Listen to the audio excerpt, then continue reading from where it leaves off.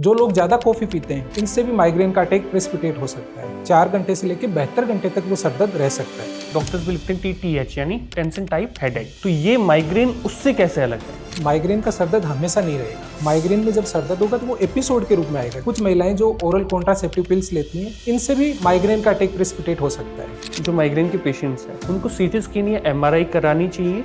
आपकी लाइफ में ऐसा तेज सरदर्द हुआ है जो कभी भी आपने महसूस नहीं किया, तो ऐसी कंडीशन में CT स्कैन और MRI करवाई जाती है। माइग्रेन से जान जा सकती है। अगर आपको कभी कभार सिर के आधे हिस्से में बहुत तेज दर्द होता है, सिर दर्द के दौरान उल्टी का मन करता है या लाइट में जाते हो तो बहुत तकलीफ होती है और आवाज़ों से बहुत तकलीफ होती है, तो हो सकता है कि वो कोई आम सिर दर्द ना हो, वो माइग्रेन भी हो सकता है। और माइग्रेन पे बातचीत के लिए मेरे साथ में डॉक्टर विकास ढाका है, consultant psychiatrist, Prince medical college and hospital से। मेरा नाम विनय कुमार है। तो सबसे पहले तो स्वागत है सर आपका। Thank you. सबसे पहला सवाल मेरा ये रहेगा कि माइग्रेन एक्चुअल में क्या है और इसके लक्षण क्या क्या होते हैं? माइग्रेन सरदर्द का ही एक प्रकार है। उसको मेडिकल लैंग्वेज में और ज़्यादा आपको बताऊं तो वो प्राइमरी हेडेक होता है। प्राइमरी हेडेक का मतलब होता है ब्रेन के अंदर कोई ऐसी ग्रोस पैथोलॉजी नहीं है, जैसे ब्रेन में ना कोई गांठ है ना कोई खून का धब्बा जमा हुआ है, ऐसा कुछ भी नहीं है। तो माइग्रेन एक प्राइमरी हेडेक है या टाइप ऑफ प्राइमरी हेडेक है। माइग्रेन के लक्षणों की बात करें तो सबसे पहले जो माइग्रेन में सरदर्द होता है वो एपिसोडिक होता है। एपिसोडिक का मतलब ये होता है कि माइग्रेन का सरदर्द हमेशा नहीं रहेगा। माइग्रेन में जब सरदर्द होगा तो वो एपिसोड के रूप में आएगा। जैसे आपको माइग्रेन का सरदर्द स्टार्ट हुआ, वो 2 से 3 दिन तक रहेगा, फिर वापस आप नॉर्मल चलोगे, फिर वापस 2-3 दिन के लिए सरदर्द होगा। ऐसे एपिसोड्स आते रहते हैं। ये अलग अलग लोगों में एपिसोड्स की फ्रीक्वेंसी अलग अलग हो सकती है। माइग्रेन में जब सरदर्द होता है तो वो कम से कम 4 घंटे तक दुखता है। 4 घंटे से लेकर 72 घंटे तक वो सरदर्द रह सकता है। दूसरा, तीसरा, माइग्रेन में जनरली जो सरदर्द होता है वो सर के आधे हिस्से में होता है। कभी राइट साइड में हो जाएगा, कभी लेफ्ट साइड में हो जाएगा। ये अलग अलग लोगों में अलग अलग होता रहता है। ज्यादातर सर के आधे हिस्से में सर दर्द होता है। कुछ लोग ऐसे होते हैं जिनमें दोनों हिस्सों में भी दर्द हो सकता है, पूरे सर में भी दर्द हो सकता है, लेकिन जनरली सर के आधे हिस्से में ही दर्द होता है। और माइग्रेन का जो सर दर्द होता है वो पल्सेटाइल होता है या थ्रोबिंग टाइप होता है। इसको आम बोलचाल की भाषा में अगर मैं समझाऊं तो इसको कई लोग बोलते हैं चबके लगते हैं, और अपनी शेखावाटी की भाषा में लोग बोलते हैं घोबा लागे। जो माइग्रेन का सरदर्द है वो पल्सेटाइल है। तो पल्सेटाइल का मतलब आपको जो पानी की मान लो एक पाइप है, हाँ, उसको पिचका रहे हैं, वापस नॉर्मल हो रही है, पिचका रहे हैं। अच्छा। ऐसा सरदर्द आपको फील होता है, पल्सेटाइल हेडेक होता है। जब आपको सरदर्द होगा तो आपका उल्टी का मन हो सकता है। कई लोगों में उल्टी होती भी है माइग्रेन के सरदर्द के टाइम। माइग्रेन के सरदर्द के टाइम आपको लाइट से, आवाज से बहुत ज्यादा परेशानी होगी। आप ऐसे कमरे में रहना पसंद करोगे जिसमें ना तो लाइट हो ना बाहर से कोई आवाज आ रही हो, तो बिल्कुल शांत इन्वायरमेंट में रहने की कोशिश करते हैं। तो ये भी माइग्रेन का एक फीचर होता है कि आपको लाइट से और आवाज से बहुत ज्यादा सेंसिटिविटी होती है। अच्छा, तो जैसे कुछ लोग एक टेंशन से सिरदर्द होना, या डॉक्टर्स भी लिखते हैं TTH यानी टेंशन टाइप हेडेक, तो ये माइग्रेन उससे कैसे अलग है?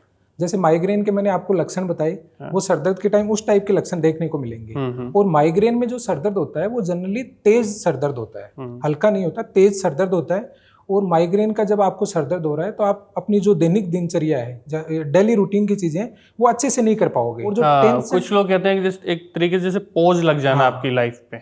तो माइग्रेन में आपकी जो दैनिक दिनचर्या की जो भी चीजें आप वो अच्छे से नहीं कर पाओगे। जो टेंशन टाइप हेडेक होता है उसमें जो सरदर्द होता है उसमें आपको खिंचाव सा महसूस होता है, पूरे सर में से खिंचाव सा महसूस होता है। हाँ। आपको ऐसे लगेगा कि कोई तेज ऐसे कपड़ा बांध दिया उस सर पे, तो हाँ, ये तेज खिंचाव सा महसूस होगा। कुछ लोगों में पीछे गर्दन की नसें भी दुखने लगती हैं दर्द के टाइम। जो टेंशन टाइप हेडेक होता है उसमें मतलब आपको बेसिकली पूरे सर में खिंचाव सा महसूस होता है। और उस जो टेंशन टाइप हेडेक होता है उसमें सरदर्द हल्का होता है, बहुत तेज सरदर्द नहीं होता। ठीक है। और आपकी जो दैनिक दिनचर्या की जो भी डेली रूटीन की चीजें वो ज्यादा अफेक्टेड नहीं होती टेंशन टाइप हेडेक में। और tension type headache almost daily बना रहता है। और माइग्रेन का जो सरदर्द है वो एपिसोड्स के रूप में आता है। ठीक है, तो माइग्रेन का एक तो दर्द क्या आपने अभी बताया कि एक तो TTH जो है वो अलग है और माइग्रेन कैसे अलग है। अब मुझे ये समझाइए कि माइग्रेन के ट्रिगर पॉइंट्स क्या होते हैं, क्योंकि एपिसोडिक होता है, कभी होगा फिर गैप लगा फिर होगा, तो ट्रिगर पॉइंट्स क्या हैं? माइग्रेन के जैसे ट्रिगर्स की बात करें तो बहुत सारे ट्रिगर्स हैं। मैं आपको कुछ कॉमन ट्रिगर्स बताता हूँ। सबसे पहला, ज्यादातर लोगों में माइग्रेन जब वो भूखे रहते हैं, जैसे मान लो उन्होंने सुबह ब्रेकफास्ट नहीं किया, या कुछ फीमेल्स जब व्रत रखती हैं या फास्ट रखती हैं, उस टाइम उनको माइग्रेन का अटैक आ सकता है।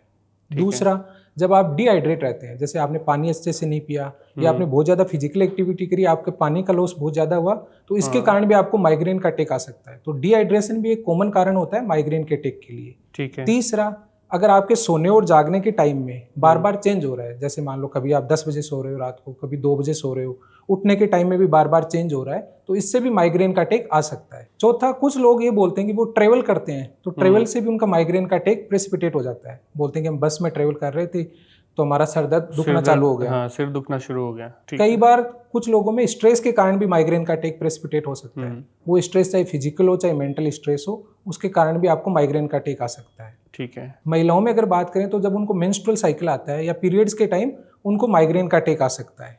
ठीक है। कुछ महिलाएं जो ओसी पिल्स लेती हैं या ओरल कॉन्ट्रासेप्टिव पिल्स लेती हैं, इनसे भी माइग्रेन का अटैक प्रेसिपिटेट हो सकता है। जो लोग ज़्यादा कॉफ़ी पीते हैं, इनसे भी माइग्रेन का अटैक प्रेसिपिटेट हो सकता है। नशे के सेवन के कारण, जैसे आप स्मोकिंग कर रहे हो या एल्कोहल का सेवन कर रहे हो, इससे भी माइग्रेन का अटैक आ सकता है। जो लोग ज़्यादा चॉकलेट खाते हैं, उससे भी माइग्रेन के अटैक्स बढ़ते हैं। या आप बहुत ज़्यादा खट्टे फल खा रहे हो, जैसे नींबू है, आंवला है, खट्टे फलों के कारण भी कई लोगों में माइग्रेन का अटैक बढ़ सकता है। तो ये कॉमन ट्रिगर पॉइंट होते हैं, तो इनको जानना बहुत जरूरी होता है। अगर आपने अपने ट्रिगर का पता लगा लिया तो माइग्रेन को ठीक करना बहुत आसान हो जाता है।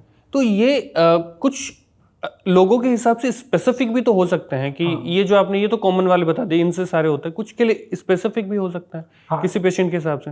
हाँ, अलग अलग लोगों में अलग अलग ट्रिगर हो सकता है। तो आपको सबसे जो इम्पोर्टेंट चीज होती है, आपको ट्रिगर को पहचानना चाहिए। और ट्रिगर को पहचानने के लिए जो सबसे हेल्पफुल चीज होती है वो होती है हेडेक डायरी। हेडेक डायरी का बेसिक मतलब ये होता है, मान लो आपने एक कागज लिया, जब जब आपको हेडेक हो रहा है उसमें लिखते जाओ कि बाकी दिनों की तुलना में मैंने उस दिन क्या चीजें अलग करी। तो इससे आपको एक आइडिया लग जाएगा 1-2 महीने में कि मेरे हेडेक का या माइग्रेन का कारण क्या है या ट्रिगर क्या है। अच्छा, तो आप पहले ट्रिगर ढूंढ लीजिए तो आसान हो जाएगा उसका ट्रीटमेंट करना। अगर आपको ट्रिगर पता लग गया तो उसको ट्रीट करना बहुत आसान हो जाता है। जैसे कुछ मैंने कई बार सुना है कि कॉफी पीने से जो है माइग्रेन कम हो जाता है, तो ये कॉफी का क्या कनेक्शन है माइग्रेन से? माइग्रेन में कॉफी के 2 रिलेशन हो सकते हैं।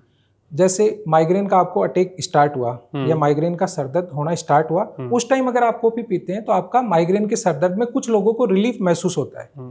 लेकिन अगर आप रेगुलर बेसिस पे ज्यादा कॉफी पीते हैं, जैसे डेली 3-4 कप कॉफी पी रहे हैं, तो इससे जो माइग्रेन के एपिसोड्स होते हैं उनकी फ्रीक्वेंसी बढ़ जाती है, आपको बार बार माइग्रेन के एपिसोड आने लगते हैं। अच्छा, तो कॉफी जब आपको अटैक आए माइग्रेन का, उस टाइम थोड़ा पेन में रिलीफ देती है। अगर बार बार आप कॉफी पियेंगे तो इससे आपके अटैक्स की फ्रीक्वेंसी बढ़ जाएगी, बार बार माइग्रेन के अटैक आएंगे आप। अच्छा, एक सवाल और है कि जो माइग्रेन के पेशेंट्स हैं उनको सीटी स्कैन या एमआरआई करानी चाहिए? बहुत सारे लोग आते ही डॉक्टर को पहले ये बोलते हैं कि हमारी माइग्रेन है, हमारी सीटी लिख दो, हमें एमआरआई लिख दो।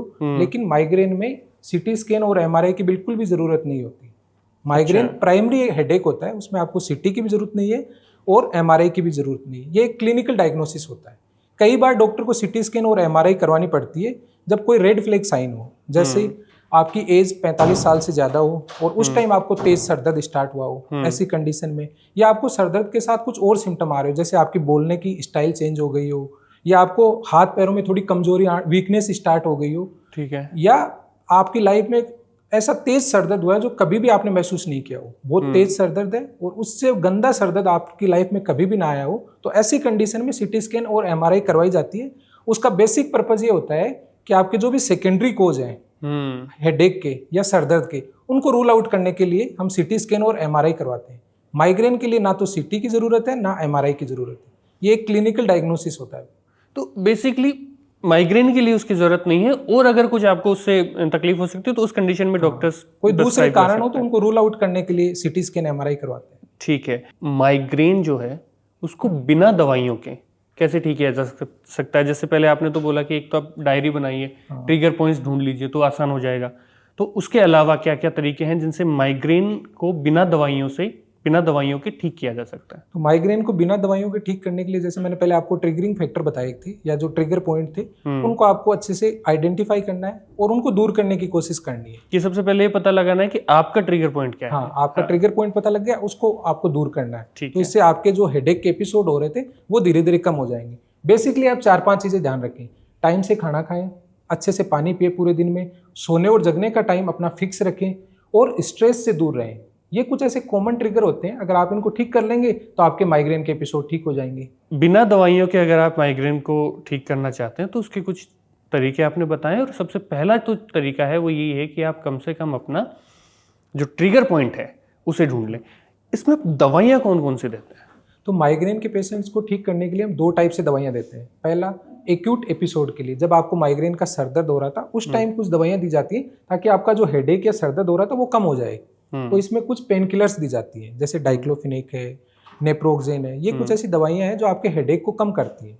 लेकिन मेरी आप सभी से एक ही रिक्वेस्ट है कि बिना डॉक्टर की सलाह के दवाइयाँ बिल्कुल भी ना लें। अगर इन दवाइयों को आप बिना सलाह के लंबे टाइम तक लेते रहते हैं तो इनसे आपकी किडनी या गुर्दे भी खराब हो सकते हैं। तो हमेशा डॉक्टर की सलाह के बाद ये दवाइयाँ लें। एक जो दूसरा सवाल जो पेशेंट बोलते हैं कि हमारा सरदर्द स्टार्ट हुआ, हमने दवाई भी ले ली लेकिन हमारा सरदर्द ठीक नहीं हुआ, इसका क्या कारण है? तो इसमें कई बार मरीज है ना, एक बहुत कॉमन गलती करते हैं। जैसे माइग्रेन का सरदर्द स्टार्ट हुआ, वो गोली लेते हैं 3-4 घंटे बाद, तो उस टाइम वो गोली इतना ज़्यादा इफेक्ट नहीं करेगी।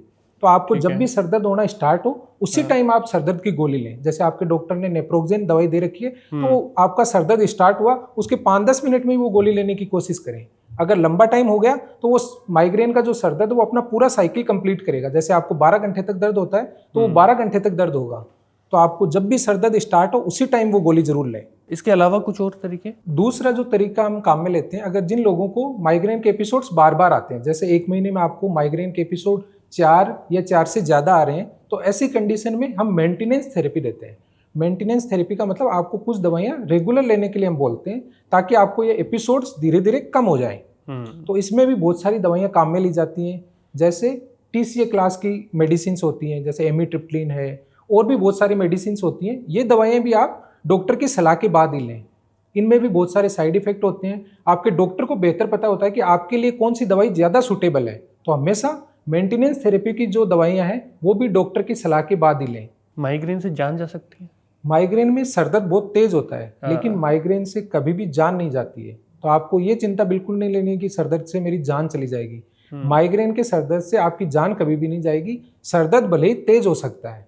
एक मैसेज जो आप हमारे दर्शकों को देना चाहेंगे वो क्या होगा माइग्रेन से जुड़ा हुआ? तो माइग्रेन के लिए मेरा एक ही मैसेज है, माइग्रेन को लेकर आप घबराएं ना पहला तो। दूसरा, आप अपने ट्रिगर पॉइंट को ढूंढने की कोशिश करें। ट्रिगर पॉइंट आपको पता लगेगा तो आपके एपिसोड्स धीरे धीरे ठीक होना चालू हो जाएंगे। आप बस ट्रिगर पॉइंट ढूंढें और ट्रिगर पॉइंट को दूर करने की कोशिश करें। अगर आपको फिर भी दवाइयों की ज़रूरत पड़ती है तो हमेशा डॉक्टर की सलाह के बाद ही दवाइयाँ लें और अपनी लाइफ स्टाइल को चेंज करने की कोशिश करें। चलिए, तो डॉक्टर की सलाह से दवाइयाँ लें और लाइफस्टाइल को चेंज करने की कोशिश करें, इससे आपको बेनिफिट मिलेगा। पहली चीज़, सारे सिरदर्द माइग्रेन नहीं होते हैं, तो सबसे पहले तो ये पता लगाएं कि आपको जो सिरदर्द है वो माइग्रेन है या नहीं है। उसके लिए डॉक्टर सर ने जो है वो सारी चीज़ें हमें बता दी हैं। दूसरी बात, अगर आपको माइग्रेन है तो ट्रिगर पॉइंट्स ढूंढें, डॉक्टर की सलाह लें, दवाइयाँ लें और अपनी लाइफस्टाइल में बदलाव करके आप बेहतर कर सकते हैं। क्योंकि माइग्रेन एक सिरदर्द नहीं है बल्कि आपकी लाइफ को एक तरीके से पॉज कर देता है। आपकी क्वालिटी ऑफ लाइफ को खराब कर देता है। यानी आपकी मौत नहीं हो रही है उससे। माइग्रेन से मौत नहीं होती है, मरते नहीं है लोग, लेकिन आपकी लाइफ की जो काम कर सकते थे, आपकी क्वालिटी ऑफ लाइफ है, वो सारी चीज़ें डिस्टर्ब होती हैं, खराब होती हैं। तो इसका ध्यान रखें। इन सारी जानकारियों के लिए आपका बहुत बहुत धन्यवाद। Thank you so much.